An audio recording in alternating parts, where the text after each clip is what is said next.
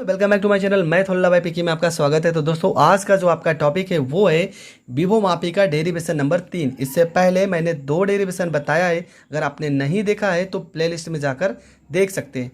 आपका जो डेरिवेशन है वो है विभो मापी की सहायता से किसी सेल का आंतरिक प्रतिरोध ज्ञात करना।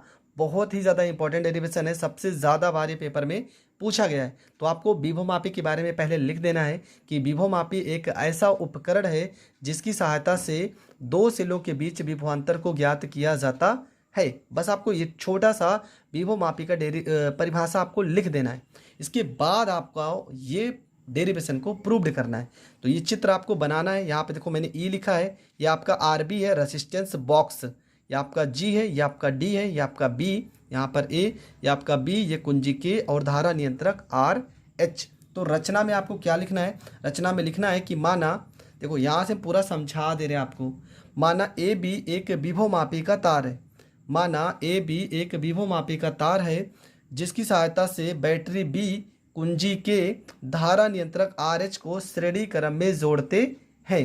ठीक है, माना ए बी एक विभो मापी का तार है जिससे बैटरी बी कुंजी के धारा नियंत्रक आर एच को श्रेणी क्रम में जोड़ते हैं।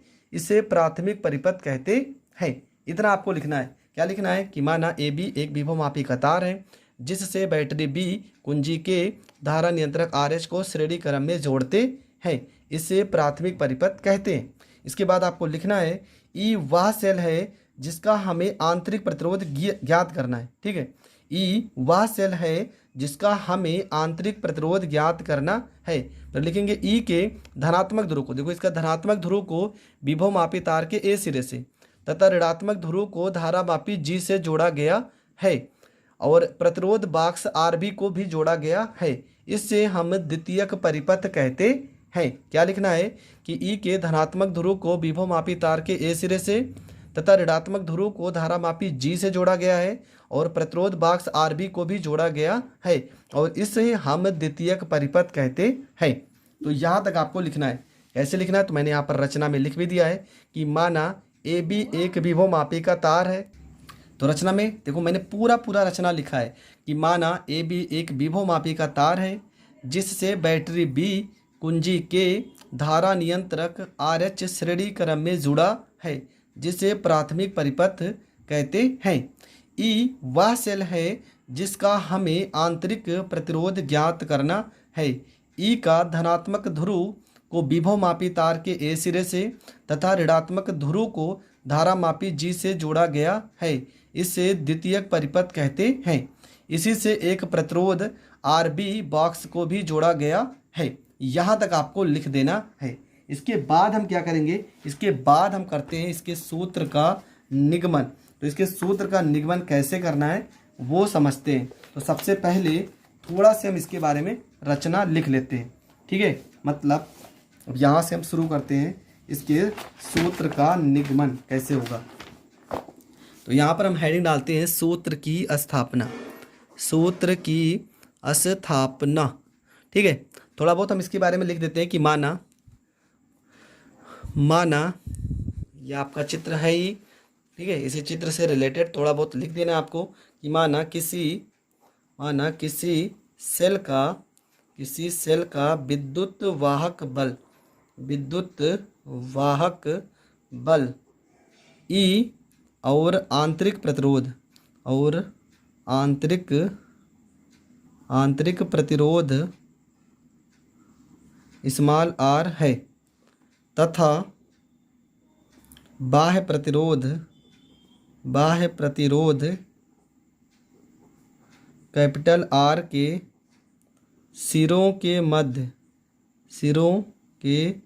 मध्य विभवांतर वी लगाने से परिपथ में आई एम्पियर की धारा बहने लगती है तो सेल का आंतरिक प्रतिरोध, ठीक है, आंतरिक प्रतिरोध। तो इसका फार्मूला भी होता है सेल के आंतरिक प्रतिरोध का, क्या? आर। तो आर बराबर फार्मूला होता है ई, इस आर बराबर कैपिटल आर और यहाँ पर ई बटे में वी -1। इसे मान लेंगे समीकरण फर्स्ट। ये होता है आपका आंतरिक प्रतिरोध का फार्मूला। आपकी बुक में होगा आंतरिक प्रतिरोध किसे कहते हैं, तो वहाँ पर ये फार्मूला आपको मिलेगा। इसके बाद हम क्या लिख सकते हैं यहाँ पे, देखो क्या लिखे, एकदम सिंपल है कि माना किसी सेल का आंतरिक विद्युत वाहक बल ई है, आंतरिक प्रतिरोध स्मॉल आर तथा बाह्य प्रतिरोध कैपिटल आर है। जब इनके बीच में विभवांतर लगाया जाता है तो आई एम्पियर की धारा प्रवाहित होने लगती है, अतः आंतरिक प्रतिरोध आर बराबर ये आपका हो जाएगा। इसके बाद हम थोड़ा सा लिखेंगे कि माना सेल का विद्युत वाहक बल, माना सेल का विद्युत वाहक बल, विद्युत वाहक बल ई विभवमापी तार की लंबाई L1, ठीक है, तार की लंबाई L1 पर संतुलित होता है तो विभवमापी के सिद्धांत से, देखो ये चीज़ बार बार हम लिख चुके हैं, ठीक है, क्या कि अगर हम सेल का विद्युत वाहक बल ई मानते हैं और विभवमापी तार की लंबाई L1 पर संतुलित होता है तो विभवमापी के सिद्धांत से फार्मूला क्या हो जाएगा, फार्मूला हो जाएगा ई बराबर में KL1। समीकरण इसको हम सेकंड मान लेते हैं, ठीक है। सेम यहाँ पर एक यही लाइन फिर से लिखेंगे कि विभवमापी की जगह पर आप क्या लिख देंगे, विभवांतर, कि विभवांतर V होता है आपका विभवमापी तार की लंबाई L2 पर संतुलित होता है तो विभवमापी के सिद्धांत से,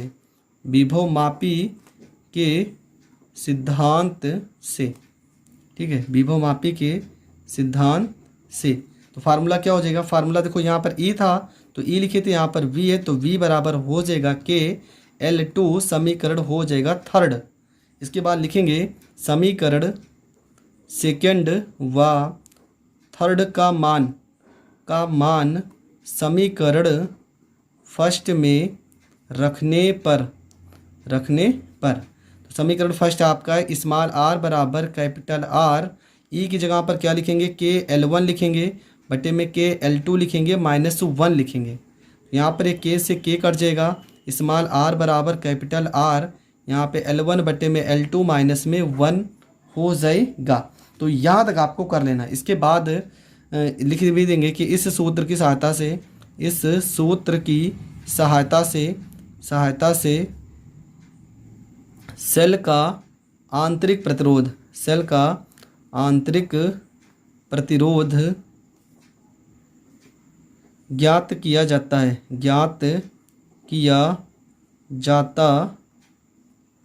है, ठीक है। यहाँ तक आपको लिख देना है। तो दोस्तों गर्मी बहुत हो रही है, इस कारण वीडियो बनाने में थोड़ा दिक्कत भी आ रही है, पर मैंने बहुत अच्छे से डेरिवेशन समझा दिया है और आई होप आपको अच्छे से समझ में भी आ गया होगा। तो फिर पूरा स्टार्ट से मैं फिर से बता दे रहा हूँ। देखो क्या लिखा है, सूत्र की स्थापना में आपको क्या लिखना है कि माना, देखो यही तो देख के आपको लिखना है यार, ये तो आपको याद ही नहीं करना है, बस यही देख को लिख दो। क्या लिखोगे आप कि माना किसी सेल का विद्युत वाहक बल क्या है, ई है, आंतरिक प्रतिरोध स्मॉल आर तथा बाह्य प्रतिरोध कैपिटल आर है। जब इनके बीच में विभवांतर लगाया जाता है तो आई एम्पियर की धारा बहने लगती है, अतः सेल का आंतरिक प्रतिरोध स्मॉल आर बराबर ये होता है इसका फार्मूला। फिर आपको क्या लिखना है कि माना सेल का विद्युत वाहक बल ई विभवमापी तार की L1 लंबाई पर अगर संतुलित होता है तो विभवमापी के सिद्धांत से ई बराबर KL1 हो जाएगा, यह आपका समीकरण सेकेंड हो जाएगा। और विभवमापी विभवांतर अगर V हो और विभवमापी तार की लंबाई L2 पर संतुलित होता है तो विभवमापी के सिद्धांत से फार्मूला क्या हो जाएगा, V बराबर KL2। ये वाला दोनों मान उठा के समीकरण फर्स्ट में हम रख देंगे, यहाँ K से K कट जाएगा और आपका फार्मूला L1 बटे में L2 आ जाएगा। और इसकी सहायता से हम किसी भी सेल का आंतरिक प्रतिरोध ज्ञात कर सकते हैं। इसमें 2-3 सावधानियां भी होती हैं, कभी कभी सावधानियां पूछेगा। इन तीनों डेरिवेशन में जो भी आपको डेरिवेशन हमने बताया, अगर सावधानियां पूछेगा तो आप क्या क्या लिख सकते हो। पहली बात तो जॉकी को तार पर अधिक नहीं रगड़ना चाहिए, ठीक है, जो जॉकी होगा उसे तार पर अधिक नहीं रगड़ना चाहिए। दूसरा, सभी तार कसे होने चाहिए, ढीले नहीं होने चाहिए। तीसरा आप लिख सकते हो सभी संयोजी पेंच अच्छी तरह से कसे होने चाहिए। और चौथा, सभी उपकरण के बारे में आपको जानकारी जानकारी प्राप्त होनी चाहिए। तो ये आपकी सावधानियां हो जाएंगी। आई होप आपको ये डेरिवेशन भी बहुत अच्छे से समझ में आ गया होगा। तो मिलेंगे नेक्स्ट वीडियो में, तब तक के लिए जय हिंद, जय भारत।